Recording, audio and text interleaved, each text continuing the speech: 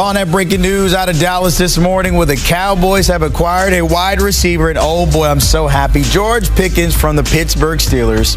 That's the latest from our NFL insider, Jonathan Jones. This AM, the Steelers are reportedly receiving a draft compensation, including a third-rounder, and of course some pick swaps there on both sides. Pickens entering that final year, his rookie deal, posting 59 catches and 900 yards and 3 touchdowns this past season. So when it comes to him going to Dallas, they get a number 2 next to CeeDee Lamb, and these are what these numbers look like for him in 2024. Of course, when he got there from Georgia, had to go through some growing pains, but the numbers are there. You see targets a game, almost just at 8 per game there, and about 65 yards per game there, as well as total touchdowns. But when it comes to Pickens, you got a wide receiver in Dallas to help CeeDee Lamb and Dak Prescott, and I'm so happy. And somebody to help me here with my happiness, Lejay Duzable. And Lejay, you know how I feel about this, because we needed this for so long, but your reaction, of course, for Dallas getting a receiver next to CeeDee Lamb. Brandon, this is a massive deal for the Dallas Cowboys. Let's not forget they're chasing the Washington Commanders and also the Super Bowl champs, the Philadelphia Eagles. And people had questioned what Jerry Jones was doing this offseason, not adding an heir apparent to CeeDee Lamb. To your point, I have a stat for you, B. Going back to the 2021 season, that's the last time Dallas had more than one receiver eclipse over 800 yards. And that was Amari Cooper, Dalton Schultz, and CeeDee Lamb. All three of them did it in that 1 year, and they had one of the most explosive offenses in football. So it was time for them to get CeeDee Lamb some help. And you talked about it. They got a true number 2 receiver. Some would even say a middle-of-the-pack number 1 receiver in George Pickens, who is a true X receiver, big body receiver. You can put on the backside to keep that safety in the middle of the field. That way CeeDee Lamb can do his work in the middle of the field, and you don't have to worry about him getting doubled as much. Because if you decide to move that safety and you leave George Pickens one-on-one on the outside, we've seen the highlight reels. You see some of the pictures right here. He will go up and high point the football. So this was a massive deal for the Dallas Cowboys because they needed somebody to pair with CeeDee Lamb also to compete in that very tough NFC East. Speaking of those numbers, check this out. The most receiving yards at 30-plus air yards in a season, right behind Tyreek Hill from 2017 with 12 of those. And you talk about it there, Lejay, when it comes to the Cowboys, they get a number 2. But on the flip side, the Steelers, we thought we'd see Metcalf on one side, Pickens on the other. We don't know who the quarterback is, assuming it's Aaron Rodgers. What does this mean for them? Of course, they get picks, but you lose maybe a possible number 2 there in the Steel City. And that's the question. How does this potentially affect Aaron Rodgers coming on board? Now, I think there's something to be said that Aaron Rodgers this offseason threw with DK Metcalf, and he didn't throw with George Pickens. Maybe he knew something was coming down the pipe in regards to a trade. And then also, you talk about a major loss for that Steelers offense. You knew something was probably going to happen when they paid $30 million plus a year to get DK Metcalf after trading a second-round pick for him. So George Pickens is going to the final year of his deal. Things have kind of become contentious between him and some things that were happening on the offense. He felt like he wasn't getting used properly. So the Steelers look at it this way. We just gave $30 million a year to DK Metcalf. George Pickens is probably going to be asking upwards of $25 million per year after this season. We're not going to be able to pay both guys. Let's get some draft capital. Let's get a 3rd-round pick. And also let's do a pick swap where we get a 5th-round pick and give up a 6th-round pick. So I actually loved it from that standpoint when you talk about the business of football, because the Steelers felt like they weren't going to pay 2 receivers over $25 million a year. Why let a guy just walk in free agency willy-nilly? Let's get some draft capital for him. By the way, Pickens' agent is the same as Micah Parsons, who Jerry Jones said he has no idea what the guy's name is. So we'll see how he handles that in the future when trying to negotiate with Pickens. But I'm going to put you in the professor chair, Deuce. I need you to give me a grade for both sides here. What are we giving? For the Dallas Cowboys, A-. I talked about how competitive the NFC East is, and this helps you get into that competition. There has needed to be a running mate for CeeDee Lamb going back to the 2021 season. I told you that was the last time Dallas had multiple pass catchers go over 800 yards receiving. You would think with George Pickens doing that each of his first 3 years, that would continue to happen. Plus, he's motivated. He's in a contract year as well. And for the Pittsburgh Steelers, I'm going to give it a B+.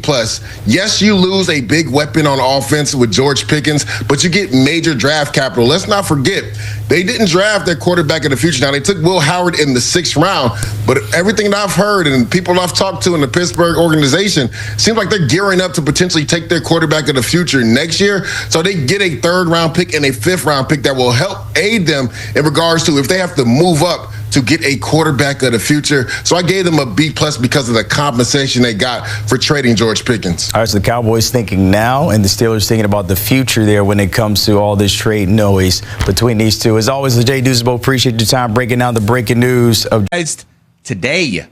We had talked all year about the idea. Boy, Cleveland, you're off the hook.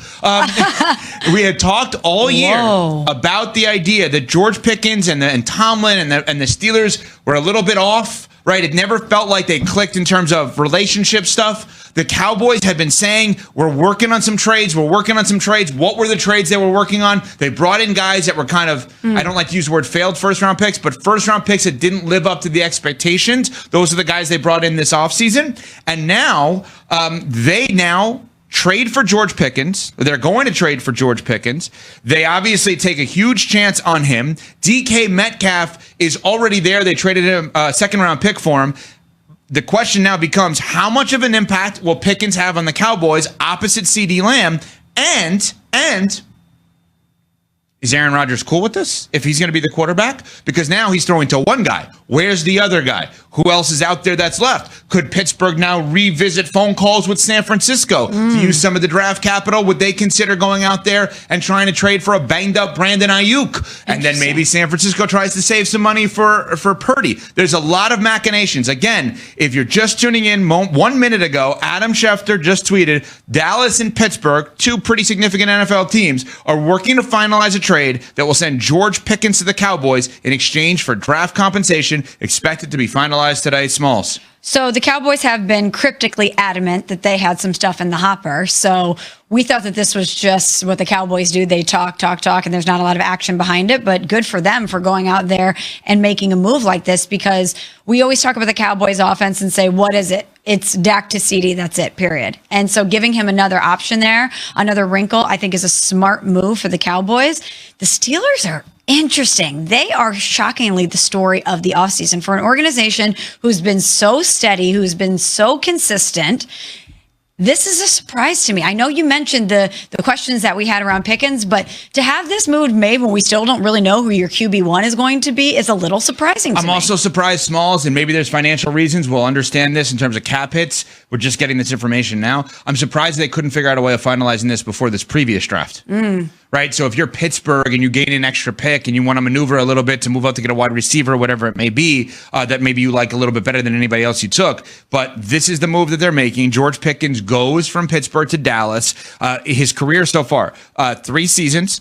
Played in 17 games, 14 games, so 48 all in, 174 receptions. So obviously he's off to a very good start, 52, 63, 59, and he has over 2,800 yards, 12 touchdowns in 3 years. He is a very good receiver. We know that. Everybody was going crazy about how good of a fit he would be with Russell Wilson on the deep ball and the lob threat.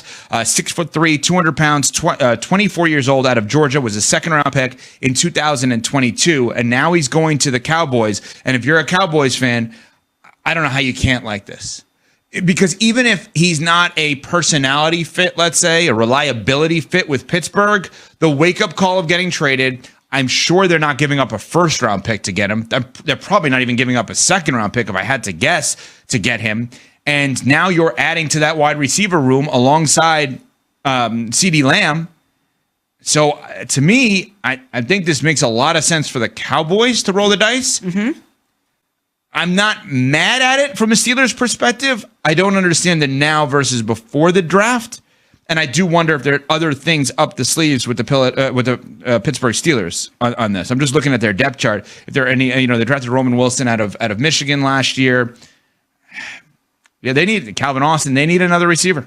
This doesn't signal to you that they don't think they're going to land Aaron Rodgers? No. Because that's what I think. I mean, if they're bailing on one of their two... You think they're punting? Yeah, I think they're realizing, all right, we're not going to get Aaron Rodgers, so what are we doing? Let's try to get some capital from this. Okay, we're going to roll with Mason Rudolph. Let's play that out. Real quick, if that's the case, then why did you put yourself in this position heading into the draft? Or why did you trade for DK Metcalf and extend him if you didn't know you had a quarterback? Because DK Metcalf's great and seemingly like the hardest worker, great guy, like all the positives you want to say about somebody. Yeah. But having a $30 million wide receiver with a stinky quarterback doesn't get you anything, right? Quarterback Rules is featured on ESPN.com. Twice. Thank you. Not once, but twice. Twice, 2 times. No big deal. State, pay a quarterback to make a wide receiver great. Don't pay a wide receiver to make a quarterback great. Yeah. Okay, so let's play out the Pat theory on this. Pat has had a tremendous day, right? Tremendous day. He's 2 for 2. Right. What was the first one? I already forgot.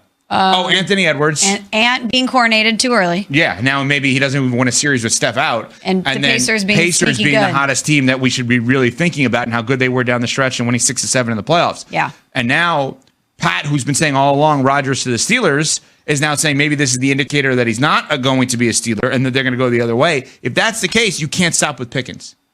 TJ Watt has to become a conversation. Just start breaking it down? Well, no, I mean, if Pat's right and Pickens is the first move towards we're not going to be that good this year, there's no point of spending money on Rodgers. We're going to now take any player that is going to be soon to be contract eligible, even if he's a franchise icon like TJ Watt, and gauge the value. Because I went the other way.